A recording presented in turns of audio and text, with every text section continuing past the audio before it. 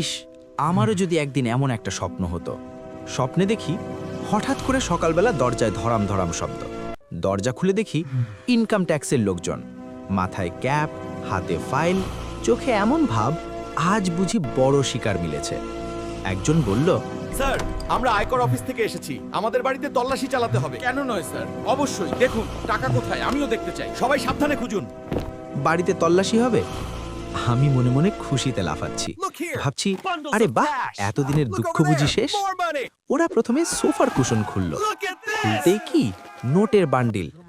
একজন অবাক হয়ে বলল, এত টাকা কোথা থেকে? আমি গম্ভীর মুখে বললাম, ভাই, ছোটখাটো ব্যবসা তো আছেই। তারপর ওরা গেল পানির ট্যাঙ্কের দিকে। ঢাকনা খুলতেই আরও নোটের বান্ডিল। একজন তো চোখ কচলাতে লাগলো, এটা কি সত্যি নাকি স্বপ্ন? এরপর একজন বলল, এই দেওয়ালটা একটু সন্দেহজনক। দেওয়ালে হাতুড়ি মারতেই ঝনঝন করে বেরিয়ে এলো সোনা আর সোনা। ইটের ভেতর, সিমেন্টের ভেতর, সব জায়গায় শুধু সোনা। আমি তখন ভাবছি, ইস, যদি এটা সত্যি হতো। হঠাৎ করে ঘুম ভেঙে গেল। দেখি আমি আমার সেই পুরনো ঘরে, সোফা ছেঁড়া, ট্যাঙ্কে পানি নাই, দেওয়ালে স্যাঁতসেঁতে দাগ। তখন নিজেই নিজেকে বললাম, স্বপ্ন দেখতে দোষ কি? স্বপ্নই তো মানুষকে বাঁচিয়ে রাখে।